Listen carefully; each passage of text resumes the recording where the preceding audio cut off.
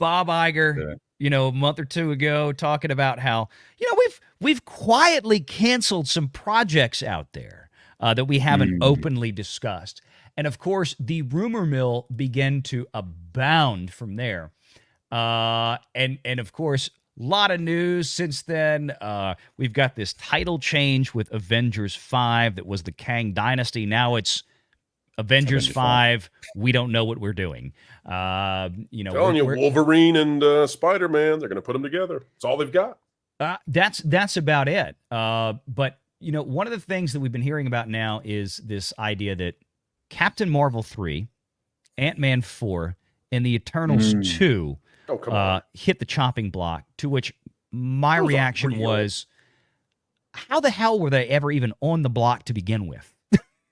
I wonder whether this is even true, and I wonder. I'm with Nate.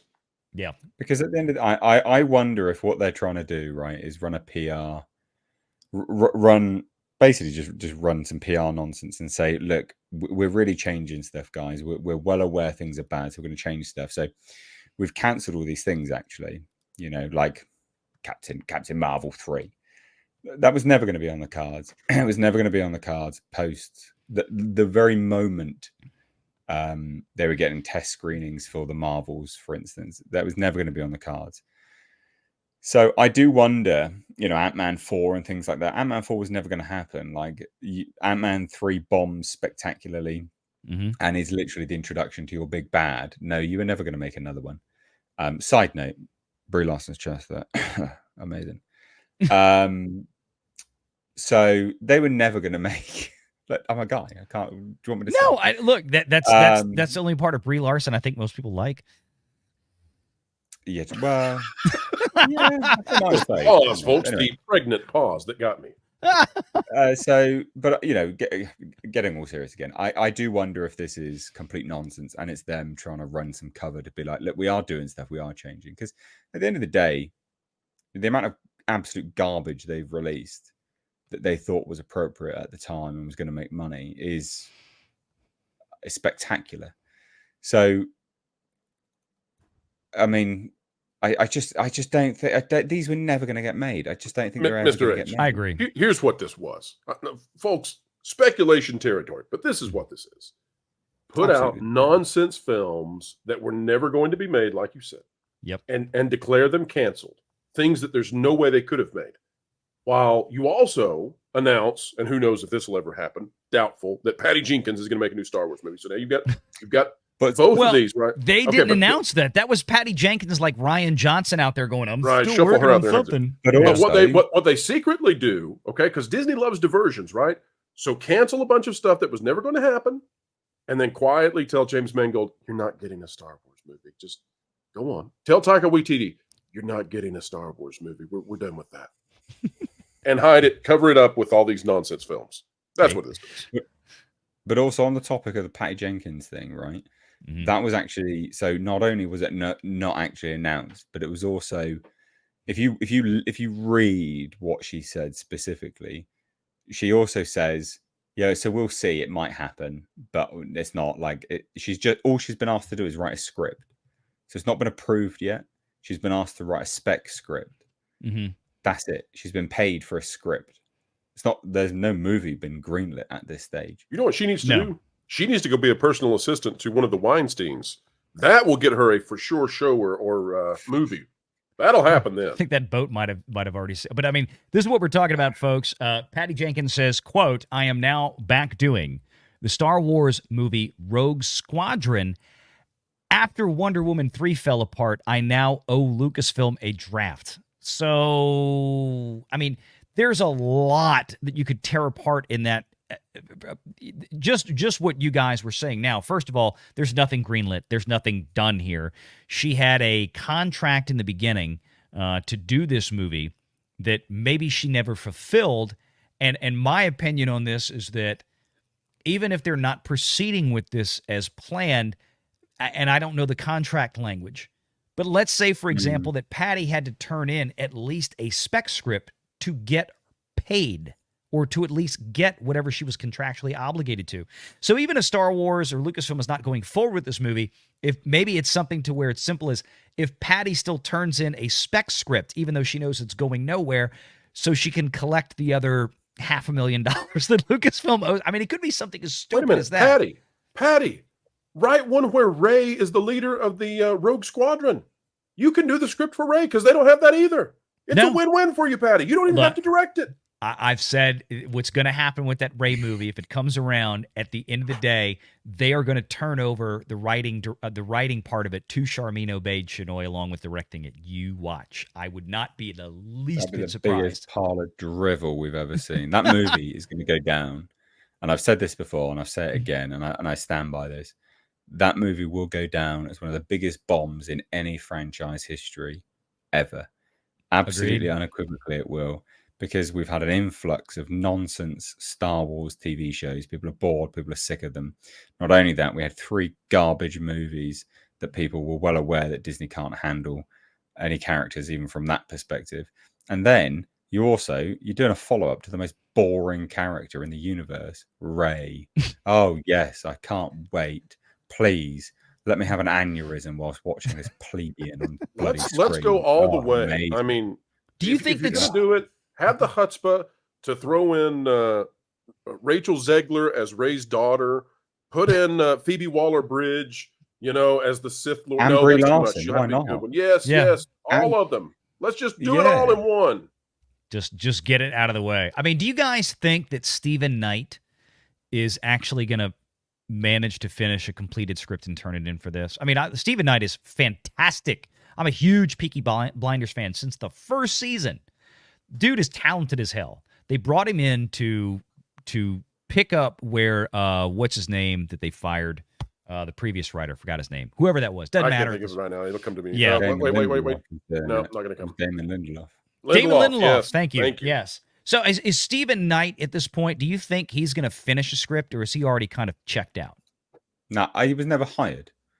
Let's put it this way: I don't think he was ever hired. He was asked, "Can we just say you're doing this, please?" When we announce it, he was never actually working on it. He was never working on it. It doesn't seem like he's been working on it. Yeah. Well, here's one for you. Garbage. We now know that the Mandalorian had to be swapped in for Rey, right?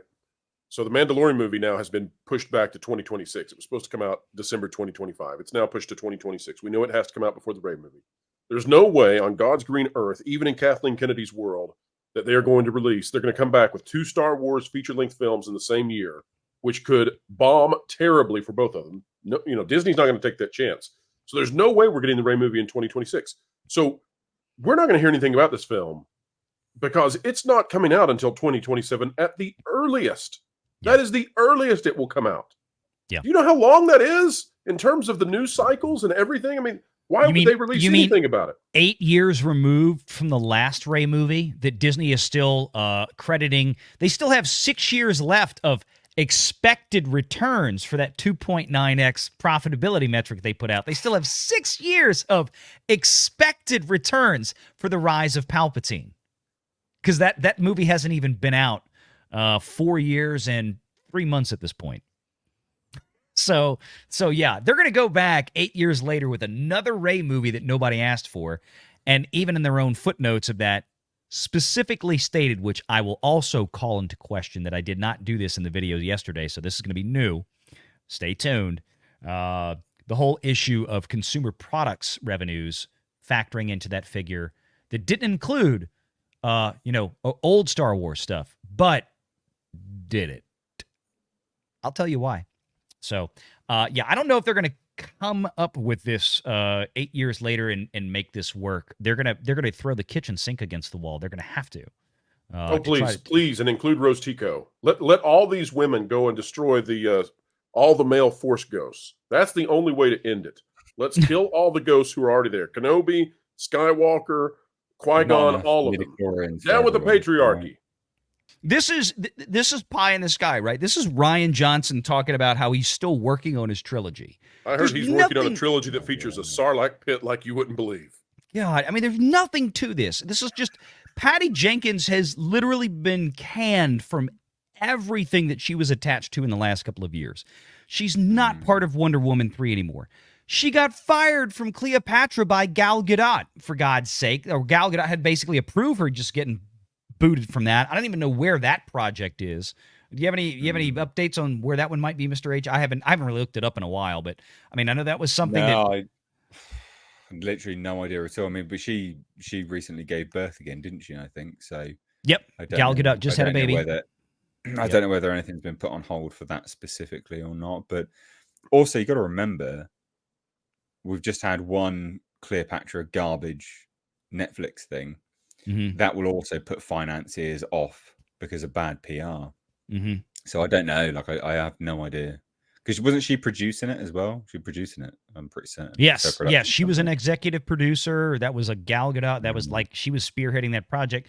I think she initially attached Patty Jenkins to it because of they worked together with Wonder Woman. Then Wonder Woman 2 fell apart. Wonder Woman 3 ain't going anywhere.